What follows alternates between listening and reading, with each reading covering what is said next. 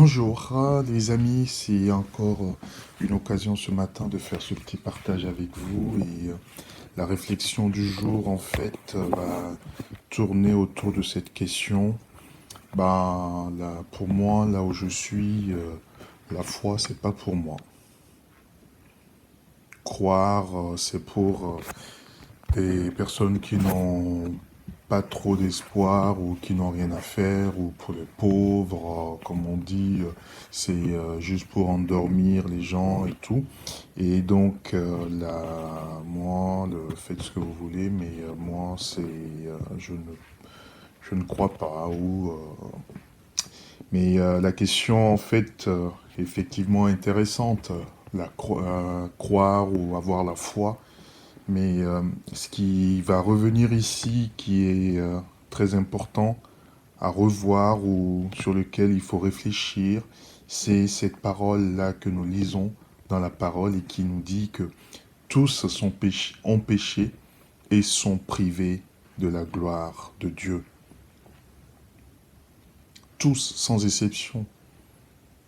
Donc, même si on se compare peut-être en disant, bon oui, voilà, moi, je n'ai pas tué, je n'ai pas volé, j'ai pas fait ci, j'ai pas fait ça, mais déjà, rien que par nos pensées, rien que par nos paroles qui peuvent sembler anodines, nous allons assez facilement à l'encontre de cette volonté divine qui est de pouvoir être dans sa parole et de vivre conformément à ce qu'elle nous dit.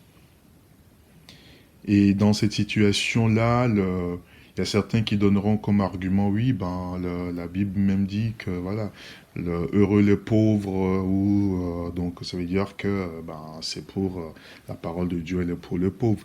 Mais ici, ce que nous devons retenir surtout, c'est que quand on parle de pauvres, c'est pas les pauvres au niveau richesse ou les pauvres au niveau de biens matériels ou quoi que ce soit, ou les pauvres comme on dit de façon terre à terre, les personnes, les simplées, c'est-à-dire qu'au niveau intellectuel, qui n'ont pas un haut niveau intellectuel. Mais non, c'est pas du tout ça, mais c'est plutôt ceux-là qui, malgré leur capacité physique, malgré leur intelligence, malgré leur possession au niveau matériel, malgré leurs biens, considèrent que tout ce qu'ils ont vient de Dieu.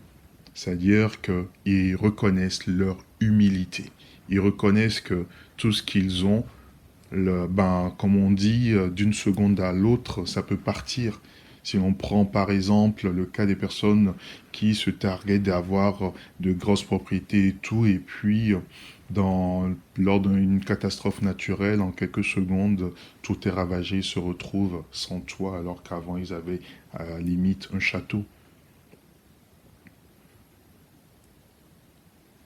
Il y a une parole quand même qui, malgré le fait qu'on dit que ont péché, sont privés de la gloire de Dieu, il y a une autre parole là qui revient et qui est aussi importante et qui du coup nous rassure, c'est que la Bible nous dit qu'à un moment donné, Christ est venu et il a donné sa vie. Cela veut dire que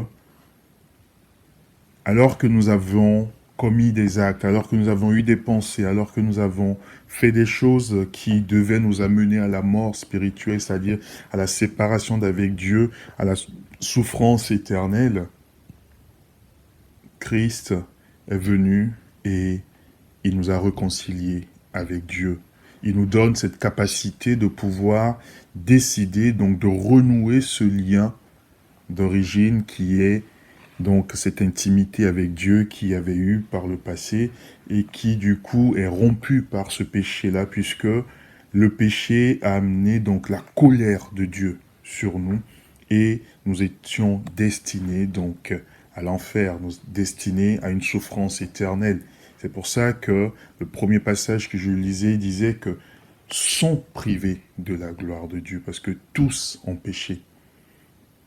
Mais là, il y a un espoir parce que il n'y a pas juste ce constat-là et puis après, bon, débrouillez-vous. Non. Il y a eu donc cet acte de rédemption de la part de Dieu en laissant mourir son fils à la croix. Et vous allez me dire, oui, mais pourquoi le croire en Jésus et pas en un autre ou bien à une autre divinité. Une chose est sûre et qui continue d'être immuable aujourd'hui, il est le seul qui soit revenu d'entre les morts. Il est le seul qui est une référence de tous les temps, même si on vous dit oui, ben moi j'utilise pas le calendrier romain et tout. Pourquoi est-ce qu'à chaque fois on va dire avant Jésus-Christ, après Jésus-Christ? Cela veut dire que même si on ne veut pas le reconnaître, bah, dans notre vie au quotidien on le reconnaît. Il est cette référence-là pour le monde. Il est celui-là qui a mené un message d'espoir.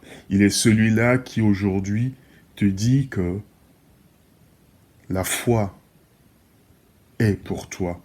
C'est pas une invitation ce matin à rejoindre un groupe religieux ou à rejoindre une communauté, une église quelconque, parce que effectivement vous me direz qu'il y a tant et tant de communautés, il y a cette peur de tomber dans une secte ou quoi que ce soit.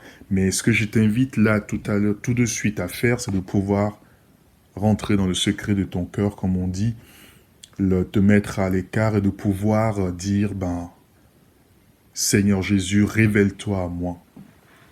On dit que tu es le Dieu d'éternité, ou on dit que tu es celui-là qui peut sauver, celui-là qui peut donner de l'espoir, celui-là qui peut changer des vies. Bah, révèle-toi à moi. Et alors, la surprise, tu la verras, il va se montrer à toi. Il est celui-là qui utilise la moindre petite chose de la nature pour parler. Parce que quand nous contemplons la nature, même les scientifiques vont le reconnaître. Il y a des milliers, des millions de choses qu'on va pouvoir expliquer par la science. Mais à partir d'un certain moment, on est limité. Il y a des choses qu'on ne peut pas expliquer. On va sortir alors des théories. Mais celui-là qui connaît toutes choses, celui-là qui a la maîtrise de ce que l'homme ne peut pas ou ne se sent incapable de maîtriser ou de comprendre, c'est Jésus. Je suis pas là pour faire voir une démonstration par A plus B, pour te forcer à dire oui, je veux croire tout, mais c'est juste pour te rappeler que cette idée de dire que le Dieu des chrétiens ou le Dieu de telle personne que tu connais peut-être autour de toi, ça, c'est pas pour moi, ça ne me concerne pas. Mais la réalité est que il n'y a que lui qui continue de se révéler au monde d'aujourd'hui. Il n'y a que lui qui est le Dieu de miracles, qui peut te sortir de la situation dans laquelle tu te trouves. Il n'y a que lui qui puisse agir encore dans ton cœur et te donner cet espoir que tu recherches tant.